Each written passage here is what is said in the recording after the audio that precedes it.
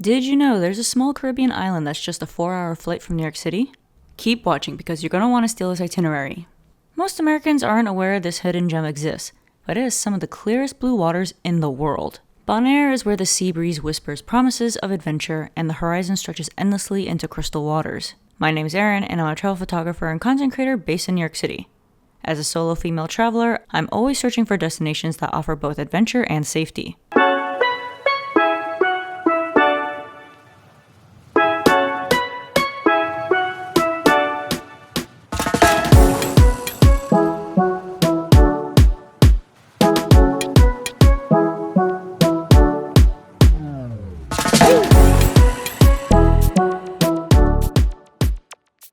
I've known about this small island for years, but never had the chance to go until recently. Thanks to JetBlue's new nonstop flight from JFK, paradise is now closer than ever.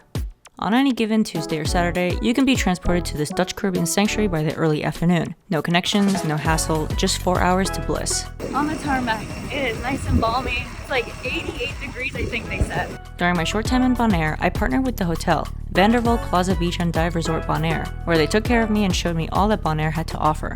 Positioned at one of the most beautiful locations on the island, only 5 minutes from the airport, this all-inclusive haven sits directly on the shoreline. Step from your hotel room onto the beach and discover why divers from around the world make pilgrimages here. The coral reef, vibrant and teeming with life, begins just a few feet from shore. What makes staying here special is the legacy behind it. Vandervalk represents one of Europe's most remarkable hospitality success stories, a Dutch family business that has grown to nearly 100 properties while maintaining intimate, family-run warmth. I had the pleasure of meeting the team during my time in Bonaire, and some of them even live on the property. As the largest hospitality chain in the Netherlands, the Vandervalk family has perfected the art of luxury service with a personal touch. Yet despite this impressive European presence, their Bonaire location feels wonderfully intimate and connected to the island's unique character. The team set me up in a 2-bedroom royal residence which felt more like a luxury apartment than a hotel room.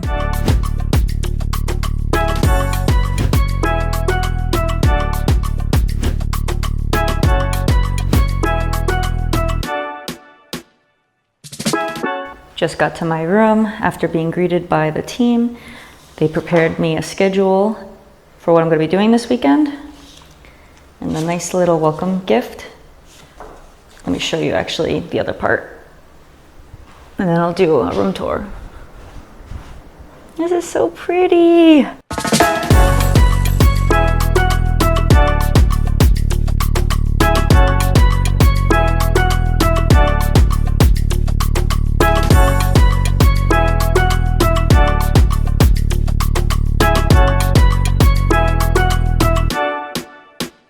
Just checked into Vandervalk Plaza Resort Bonaire. It's this huge all-inclusive hotel property on the island of Bonaire in the ABCs, or the Dutch Caribbean. As an American, you're probably familiar with Aruba, which stands for the A in the ABCs, but there's also Bonaire for B and Curaçao for C. This is my first time in Bonaire, but I've actually been to Curaçao like 10 years ago. It's like one of the first international countries I went to outside of Taiwan when I started getting real money working in corporate. Bonaire is famous for its world-class diving scene, and I'm gonna be doing my first ever class this weekend. As a Pisces and a former swimmer and lifeguard, I'm excited. Being in the Caribbean, it is hot as hell here. I'm not complaining, it's just quite an adjustment. When I left New York, it was about 50 degrees, and when I landed in Bonaire, it's about almost 90 degrees. The great thing about the ABCs in general is it's outside of the hurricane belt, so it's pretty consistent weather all year round. You don't really have to, I don't think you've ever had to worry about having a hurricane here. Since it's all-inclusive, I want to go take advantage of getting lunch before it's over. I haven't eaten all day, and then I'm going to explore the property. One of the things I got to experience in Bonaire was its legendary diving. As a first-timer, I took lessons right at the resort. Doing something fun and exciting today. So Bonaire is known for its diving scene, and I'm going to be diving for the first time ever. As a former swimmer, lifeguard, and a Pisces, water is in my blood, so I'm excited to be finally diving. If there's one place to do it, it's in Bonaire. After drifting alongside coral formations that have stood for centuries, I was blessed with the sighting of 2 sea turtles gliding effortlessly through blue infinity. My instructor, a badass Dutch girl who obtained her PADI certification when she was only 10 years old, was strict and disciplined about learning the fundamentals of diving, so I don't have any content during this time. No problem though, because I'd rather be safe than sorry. The responsibility to protect this underwater world becomes personal, especially learning about threats like stony coral tissue loss disease affecting Caribbean reefs. Just finished the dive, and that was harder than I expected it to be. I am beat. I'm so tired right now, but it was a great experience for real. I had a great instructor. She was very patient with me. A lizard.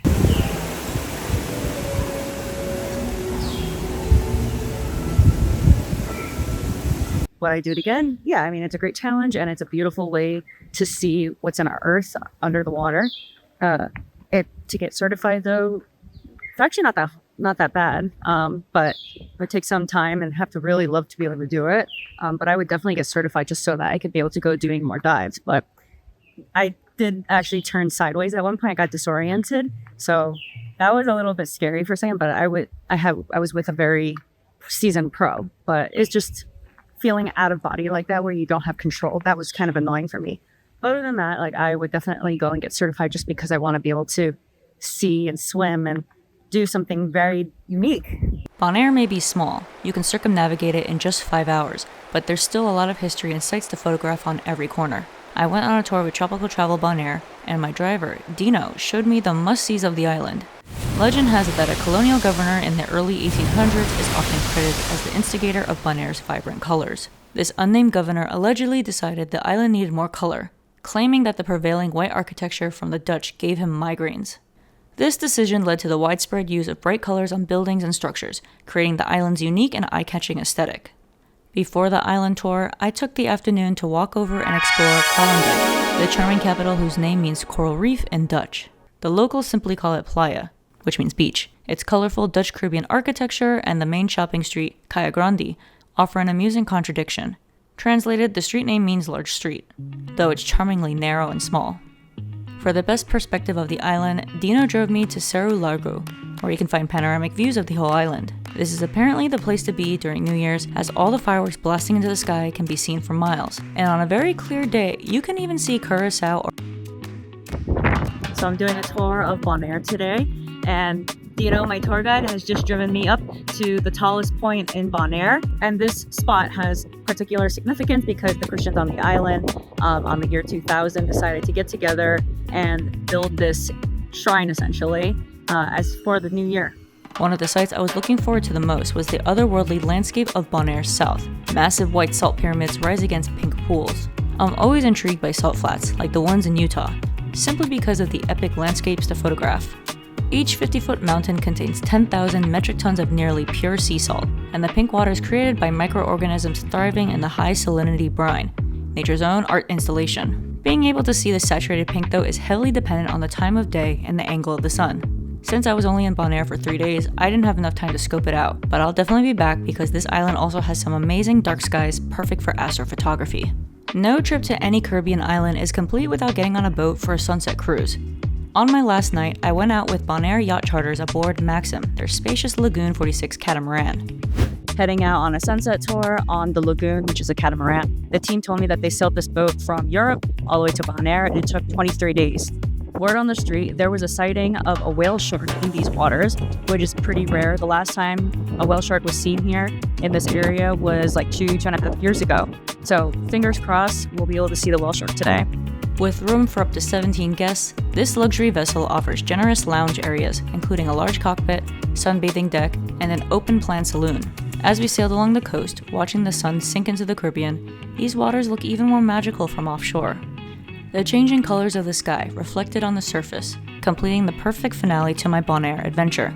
Initially, the Vandervold team booked this whole yacht for me alone, but since this cruise is 4 hours long, they invited an influencer and her family to join in. The more the merrier. As my quick 3-day trip drew to a close, I understood why they call Bonaire the Pearl of the Caribbean. Unlike its storm-prone neighbors, the ABCs sit outside the hurricane belt, making it a true year-round destination. And now, with JetBlue's direct flights from New York, this hidden treasure isn't just for European travelers anymore. Bonaire is waiting just 4 hours away.